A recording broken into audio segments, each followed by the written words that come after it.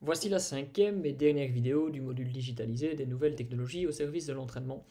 Dans cette vidéo, nous allons aborder donc le cas du scouting et nous placerons les conclusions de ce module. Cinquième et dernier point, le scouting. Donc c'est le dernier point des types d'utilisation des nouvelles technologies. Petite explication théorique d'abord en plaçant le cadre théorique donc, de ce module concernant le scouting. Et je vous présenterai bien évidemment quelques outils à utiliser pour appliquer justement les règles du scouting. Qu'entend-on par scouting? Je vous présente ici la définition littérale. Il s'agit donc d'aller en reconnaissance. Dans un contexte sportif, on peut parler de l'action qui permet de recueillir des informations sur l'équipe adverse ou sur sa propre équipe. Quels en sont les objectifs? Tout d'abord, cela vous permet d'identifier les signatures de la performance sportive. Par exemple, en utilisant les statistiques de jeu, vous savez quels sont les points importants à travailler pour rechercher la performance dans votre discipline. Deuxième point, cela vous permet d'analyser la tactique ou la technique de jeu de votre futur adversaire par exemple, pour préparer au mieux le prochain match, la prochaine rencontre. Enfin, le scouting peut être utilisé dans la détection de nouveaux talents, si le but est de recruter des nouveaux joueurs par exemple dans une équipe collective. Il existe trois méthodes pour réaliser un scouting: le scouting manuel, le scouting vidéo ou le scouting tracking. Pour le scouting manuel, l'avantage c'est que c'est assez facile à utiliser et assez économique. Vous n'aurez besoin par exemple que d'un carnet et d'un crayon. Éventuellement, si vous prenez votre ordinateur ou une tablette, vous pouvez utiliser une feuille Excel ou vous pouvez utiliser une application que je vais vous présenter, Dartfish EasyTag par exemple. Pour le scouting manuel, il faut faire attention qu'il faut être un observateur qualifié. Ce n'est donc pas une chose si aisée que ça de réaliser un scouting manuel. Il faut par exemple être capable d'observer une rencontre, un match, un fait de jeu, tout en étant capable d'encoder instantanément ce que vous voyez. Les données qui vous seront accessibles seront par exemple le nombre de séquences de jeu, le nombre d'actions ou le nombre de répétitions d'un geste sportif. Par contre, les calculs de ratio de temps d'effort, temps de pause, les durées précises des différentes séquences de jeu, les distances parcourues ou les vitesses et accélérations ne seront pas accessibles directement via le scouting manuel. Par exemple, vous pouvez utiliser pour le scouting manuel une feuille Excel que vous préparez à l'avance. C'est le cas de la fiche Excel réalisée par Martin Buchette. C'est une feuille que vous pouvez télécharger sur internet en tapant fiche Excel Martin Buchette dans Google par exemple. Et c'est une fiche Excel qui a été réalisée à l'avance, dans laquelle vous pouvez, si vous souhaitez, modifier certains items en fonction des observations que vous souhaitez faire dans votre discipline. Il existe un calcul statistique automatisé grâce aux formules Excel qui ont été réalisées. Si elles ne vous plaisent pas, vous pouvez bien sûr les modifier en fonction de vos compétences dans Excel. Et c'est une fiche à télécharger totalement gratuitement. Pour le scouting vidéo, il s'agit ici par contre de coupler l'observation avec l'utilisation directe d'un logiciel vidéo. Attention, ceci prend déjà un peu plus de temps car il faut capturer le match. Peut-être que ce n'est pas vous qui allez réaliser cette tâche-là, mais quelqu'un doit le faire alors pour vous. Et ensuite, il faudra analyser la vidéo qui a été enregistrée. L'avantage par contre, c'est qu'on peut s'attendre à plus de fiabilité car vous pouvez reproduire différentes observations et éventuellement relancer, mettre au ralenti si vous en avez le besoin. Je vais vous présenter Dartfish EasyTag qui peut être soit utilisé en scouting purement manuel ou lors d'un scouting vidéo, donc c'est pour ça que je ne le présente que maintenant. Et je peux également vous présenter un logiciel, Longomatch, très utilisé dans les sports collectifs. L'idée ici lors du scouting vidéo est de coupler la technique et la tactique avec les premières observations que vous avez. Les données accessibles que vous pourrez utiliser maintenant, c'est que vous aurez un contrôle sur le ratio temps-effort et temps de pause qui vient se rajouter aux données ou aux statistiques accessibles.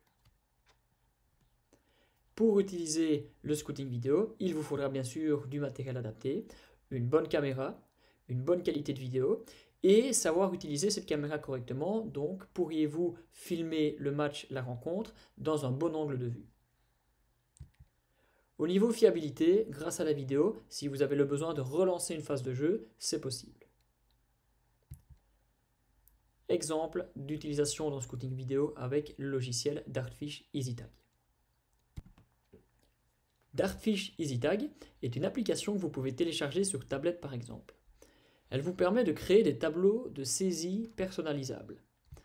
Par exemple, vous pouvez réaliser plusieurs tableaux en fonction du type de scouting que vous devez réaliser ou éventuellement de la discipline. Vous pouvez choisir le nombre de colonnes ou de lignes que vous allez mettre dans votre tableau et vous pouvez les personnaliser par action, une action par bouton.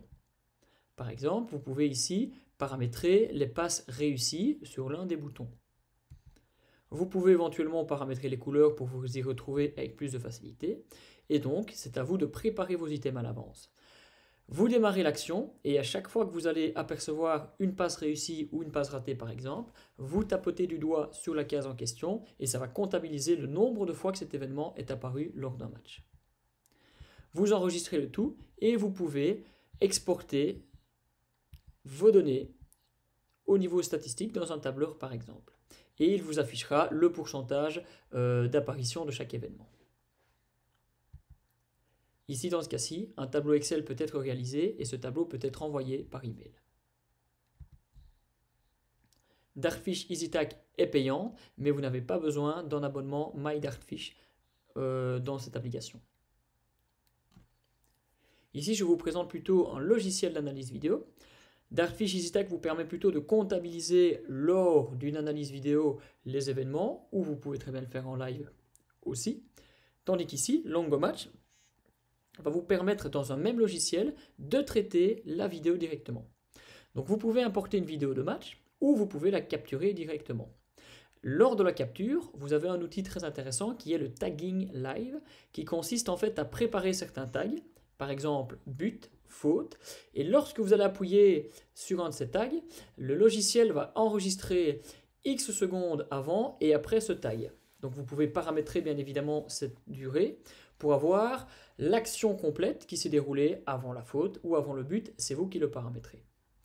Vous pouvez analyser le match ou une action grâce au blocage d'image et au placement de marqueurs particuliers comme sur les photos, donc des flèches, des zones à délimiter. Vous pouvez bien évidemment nommer les joueurs aussi.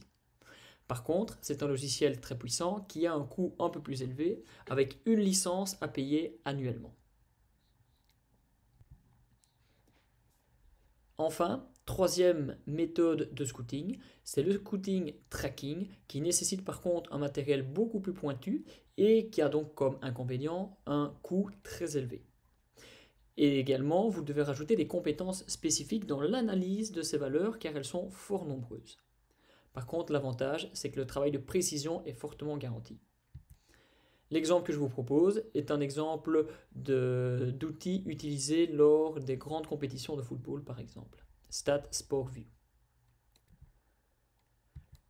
Un autre exemple pour le scouting tracking est l'utilisation de matériel portable qu'on peut fixer sur les sportifs, comme par exemple PlayerTech ou Catapult Sport, qui sont soit dans des gilets, soit dans des accéléromètres qu'on peut placer à hauteur des chaussures. Ces capteurs peuvent s'utiliser pour les sports d'extérieur ou les sports d'intérieur. Donc c'est assez sympa à utiliser car ça ne nécessite pas de connexion GPS ou de connexion Internet particulière. Vous pouvez l'utiliser pour récolter des valeurs à l'intérieur dans All Omnisport par exemple. Le but est de récolter ici de l'activité de chaque joueur. Dans le système tracking, on peut également utiliser un système de caméras. Ces caméras sont placées à différents endroits du All Omnisport ou d'un terrain et elles vous permettent de suivre les positions en temps réel des joueurs et du ballon. Les données que vous allez récolter sont quasiment illimitées. Cela va des distances parcourues, des vitesses et accélérations, ainsi que les contrôles, les qualités des passes, vous pouvez également avoir un regard là-dessus. Malheureusement, son installation et l'utilisation de celle-ci est assez onéreuse, ce qui fait que les utilisations sont principalement dans les clubs professionnels et dans les compétitions professionnelles. L'exemple ici présenté est celui du tracking système StatSportView. Il s'agit de 6 caméras haute définition placées à des endroits clés qui permettent d'enregistrer la position en temps réel des joueurs et du ballon 25 fois par seconde. Les valeurs enregistrées, vitesse, distance, les temps de possession, les pourcentages de possession et les réussites en termes de panier marqué par exemple pour le basket ici vous permettent d'avoir des valeurs assez importantes en termes de scouting. C'est un système qui est utilisé notamment en NBA. Pour le football, au niveau des compétitions professionnelles, il y a un autre système qui est utilisé, qui est Amisco ProZone. Là, il s'agit d'utiliser 8 caméras haute définition qui permettent, même principe, d'enregistrer en temps réel la position des joueurs et du ballon 25 fois par seconde. Les données enregistrées sont assez similaires par rapport au système précédent. Vous avez devant vous le prix pour une saison, car cela nécessite l'utilisation de beaucoup de matériel et de certaines ressources humaines importantes dans le traitement justement des informations récoltées. Vous pourriez utiliser par exemple ces valeurs-là dans le recrutement des joueurs. Voici le tableau récapitulatif concernant le scouting. Les 3 étapes, scouting manuel, vidéo ou tracking, pour les différents types d'utilisation que vous pourriez en faire dans vos disciplines sportives. Bien évidemment, pour les qualités un peu plus techniques des sprints courts et sprints longs, les scoutings manuels et vidéo ne permettent pas spécialement d'avoir des valeurs efficaces à utiliser pour ces disciplines. Par contre, le scouting tracking, bien, car vous allez pouvoir enregistrer des valeurs de vitesse en temps réel ou d'accélération. Très intéressantes pour les gestes uniques, sprint court et sprint long.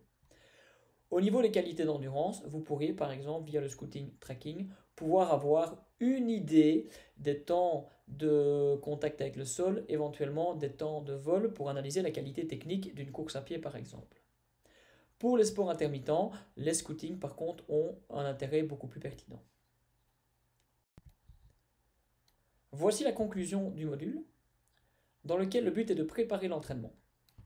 Ce processus d'entraînement comporte plusieurs étapes, qu'on a déjà expliqué à travers d'autres modules, notamment le module 323 didactique des méthodes d'entraînement. Vous cherchez à planifier, vous cherchez à mettre en œuvre ou vous cherchez à évaluer la démarche de votre processus d'entraînement. Il s'agit d'un système cyclique. Ça veut dire qu'à chaque étape, vous allez pouvoir évaluer ce que vous mettez en place. Les ressources technologiques vous permettent d'y arriver, dans le but de vous assurer d'une bonne évaluation, d'une bonne mesure de ce que vous allez mettre en place pour garantir une planification adéquate et limiter le risque de blessure. Tout ça dans le but de rechercher la performance sportive. Comment a-t-on choisi les différentes applications ou logiciels qui ont été présentés ici? Nous avons utilisé la démarche scientifique que je rappelle encore une fois, rechercher la pertinence de l'utilisation que vous souhaitez faire, la validité des résultats, l'accessibilité, savez-vous utiliser via un protocole clair et réaliste et réalisable l'outil que vous souhaitez mettre en place, les données récoltées sont-elles sensibles par rapport à ce que vous voulez enregistrer, et enfin, un des paramètres les plus importants, c'est de pouvoir reproduire régulièrement les paramètres d'évaluation que vous mettez en place. Donc, assurez-vous d'avoir un protocole fidèle et reproductible. Je vous remercie pour votre attention lors des différentes vidéos du module des nouvelles technologies au service de l'entraînement. Bonne continuation dans votre processus de formation.